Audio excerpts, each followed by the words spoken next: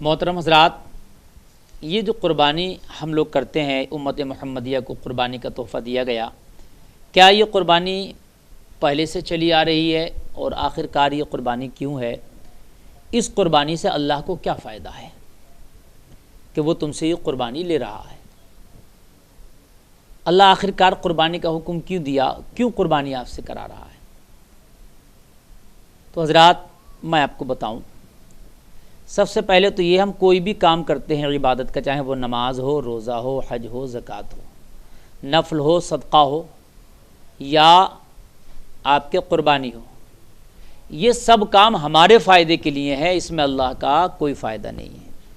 کوئی بھی مخلوق اللہ کو کسی طرح سے فائدہ نہیں پہنچا سکتی۔ اللہ ساری کائنات کو فائدہ پہنچاتا ہے، ساری مخلوقات کو فائدہ پہنچاتا ہے، لیکن کوئی مخلوق اللہ کو فائدہ نہیں پہنچا سکتی۔ مخلوق کی یہ اوقات اور حیثیت نہیں ہے۔ ہم اگر اس کے کہے کے مطابق عبادت کرتے ہیں، وہ ہم سے خوش ہوتا ہے، رحمتوں کی بارش کرتا ہے۔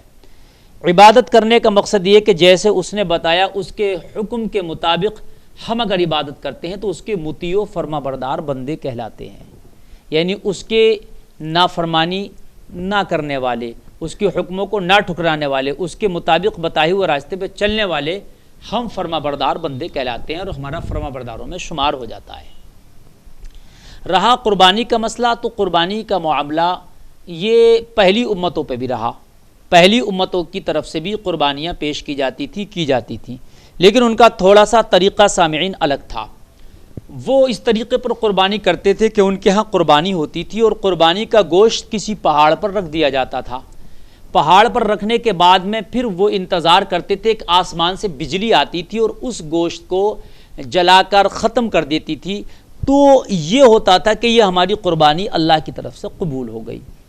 تو وہ گوشت، ہڈیاں، اس کی سب کچھ بجلی کے آنے سے، گرنے سے وہ ساری چیز ختم ہو جاتی تھی، اور وہ چیز جو ہے ان کو یہ پتہ لگاتے تھے اس سے کہ یہ ہماری قربانی اللہ کی بارگاہ میں قبول ہو گئی۔ لیکن امت محمدیہ صلی اللہ تعالی علیہ وسلم کے لیے یہ چیز نہ رہ گئی، اور اس چیز کو ختم کر دیا گیا۔ اور ایسا نہیں ہے کہ ہم اگر قربانی کریں تو اس کا گوشت اور ہڈیاں کہیں کھال کہیں پہاڑ یا اونچی جگہ پر رکھ دیں اور وہاں سے بجلی آئے اور اس کو بھسم کر کے چلی جائے تو ہم سمجھ لیں ہماری قربانی قبول ہو گئی۔ ایسا نہیں ہے۔ انعام ہے امت محمدیہ صلی اللہ تعالی علیہ وسلم پر کہ آپ قربانی کریں گے تو گوشت بھی آپ ہی کھائیں گے، اس کا نہ ہی اس کا خون اللہ کو پہنچ رہا، نہ ہی اس کی ہڈیاں اللہ کو پہنچ رہی ہیں، نہ ہی اس کی کھال یعنی چمڑا جو ہے وہ اللہ کو پہنچ رہا ہے۔ صرف اللہ کی بارگاہ میں آپ کی نیت پہنچتی ہے۔ جو آپ نے نیت کی کہ میں اللہ کے نام پر یہ قربانی دے رہا ہوں اور اس جانور کو اللہ کے نام پر میں قربان کر رہا ہوں فلاں کی طرف سے، تو وہ جس کی طرف سے جانور کی قربانی اللہ کے نام پر دی جا رہی ہے، وہ جو ہے صرف اللہ کو اس کی نیت پہنچتی ہے کہ اس نے میرے نام پر جو ہے اپنے مال کو قربان کیا۔ تو اب گوشت بھی ہم ہی کھا لیتے ہیں اور اس کی ساری چیز بھی ہمارے ہی استعمال میں آتی ہے، اگرچہ ہم اسے تقسیم کر دیں یا خود استعمال کریں، لیکن اللہ کو جو پہنچتی ہے ہماری نیت پہنچتی ہے۔ وہ والا معاملہ جو بجلی والا تھا وہ ہمارے یہاں نہیں رہا، اس لیے کہ سب کی قربانی مان لیجیے قبول نہیں ہوتی تو اس کا دل تھوڑا سا آزردہ ہوتا ہے کہ میری قربانی قبول نہیں ہوئی، آسمانی بجلی نہیں آئی۔ لیکن آج کا معاملہ تو یہ ہے کہ آپ سب قربانی کریں، کس کی قبول ہوئی کس کی نہیں ہوئی اللہ بہتر جانتا ہے۔ سب تو یہی مانتے ہیں کہ ہماری طرف سے قبول ہو گئی اور اللہ سب کی قبول کر لے، لیکن یہ اللہ کی رحمت ہے، مان لیے اگر کسی کی قبول نہیں بھی ہوئی، پھر اللہ اگر چاہے گا اپنی رحمت سے تو میدان محشر میں بھی چاہے گا تو اس کو قبول کر لے گا، کیونکہ رحمت خدا بہانہ می جویت، اللہ کی رحمت اپنے بندوں کو بخشنے کے بہانے ڈھونڈتی ہے کہ کس طریقے سے میں اپنے بندوں کی بخشش کر دوں۔ تو کبھی ایسا بھی ہوگا کہ اللہ میدان محشر میں ہی اس کی قربانی کو قبول کرے گا اور اس کا بدلہ جنت کی شکل میں میرا مولا عطا فرمائے گا۔ تو سامعین، قربانی جو ہے اللہ کو بہت پسندیدہ جو ہے یہ عمل ہے اللہ کی بارگاہ میں۔ قربانی بہت طرح کی ہوتی ہے، پیسے کی قربانی، مال کی قربانی، جان کی قربانی، وقت کی قربانی، ٹائم کی قربانی، یہ سب قربانیاں ہیں۔ کبھی کبھی آپ کیا کرتے ہو، کسی کو پیسے کے ذریعے آپ جو ہے مدد کرتے ہو اور اپنے پیسے کی قربانی دیتے ہو۔ کبھی کبھی آپ دین کے لیے اپنا وقت صرف کرتے ہو تو وہ آپ کے وقت کی قربانی ہو جاتی ہے۔ اور کبھی کبھی آپ کیا کرتے ہو، اللہ کے نام پر کوئی جانور ذبح کرتے ہو۔ حد یہ ہے کہ کبھی کبھی تو ہمیں اگر اللہ مانگے تو اپنی جان کی بھی قربانی دینا پڑے گی، اس لیے کہ ہماری جانیں بھی اس سے بڑھ کر نہیں ہے۔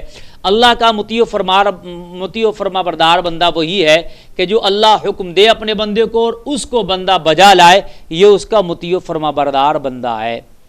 اب ہمارے اندر یہ صلاحیت ہونا چاہیے کہ ہم کتنے اس کے احکام کو قبول کرتے، ایکسیپٹ کرتے ہیں، کیونکہ کبھی کبھی ایسا ہوتی ہے ہمارے پر بڑا مشکل وقت آتا ہے، قربانی جب وہ مانگتا ہے تو کبھی کبھی ایسا ہوتا ہے کہ جان کی قربانی بھی دینے کا وقت آ جاتا ہے۔ اگر جان کی قربانی کا وقت آ گیا تو اب ہمیں دیکھنا کہ ہم کتنے بڑے ثابت قدم ہیں۔ کربلا میں امام حسین پاک رضی اللہ تعالی عنہ سے قربانی ہی تو مانگی گئی، اب یہ دیکھنا تھا کہ کتنے ثابت قدم ہیں۔ امام پاک ثابت قدم رہے اور کربلا میں آپ نے ایک ایک بچے کی قربانی دی، وہ بھی تو ایک طرح کی قربانی ہی تھی۔ امام پاک اپنے بچوں کو سامنے ذبح ہوتے دیکھ رہے ہیں، اپنے بچوں کو سامنے قتل ہوتے دیکھ رہے ہیں، شہادت کے جام نوش کرتے دیکھ رہے ہیں، یہ قربانیاں ہی تو تھی۔ حضرت بلال کو کوڑے مارے جا رہے ہیں، زبان کو داغا جا رہا ہے، بھاری پتھر ان کے جسم پر رکھے جا رہے ہیں، قربانیاں ہی تو تھی۔ ہمارے اوپر جو آج قربانی ہے بہت آسان ہے کہ ہم نے تھوڑا سا مال خرچ کر دینا ہے اور ہماری قربانی ادا ہو گئی، پھر بھی بہت سے لوگ یہ مال خرچ کرنے سے گریز کرتے ہیں، قربانی نہیں کرتے۔ ان اسلاف کی زندگی کو آپ پڑھو، اس تاریخ پہ ذرا نظر ڈالو، رونگٹے کھڑے ہو جائیں گے کہ پیاس کی شدت ہے، یزیدیوں کا ظلم ہے، قربانیاں پھر بھی ہو رہی ہیں، شکوہ نہیں ہے زبان سے، مولا تو ہم سے کیوں لے رہا ہے، یہ قربانی کا سوال ہم سے کیوں کر دیا۔ ان کو پتا تھا اللہ کا مطیع و فرما بردار بندہ وہ ہے کہ جب حکم آئے اس کا اور اس کے لیے اپنے سر کو خم کر لے، اللہ کے احکام کو بجا لائے، وہی مطیع و فرما بردار بندہ ہے۔ تو امام حسین نے اپنے بچوں کی قربانی، اپنی تک قربانی پیش کر دی۔ تو میاں اللہ قربانیاں مانگتا ہے، دین قربانیاں مانگتا ہے، کبھی وقت کی قربانی، کبھی پیسے کی، کبھی مال کی، کبھی دولت کی، کبھی آپ کی جان کی قربانی۔ جیسی جیسی قربانی کا وقت ہے وہ دینا پڑے گی۔ اللہ ہمیں بھی اس جذبے میں آگے بڑھ کر حصہ لینے کی توفیق عطا فرمائے۔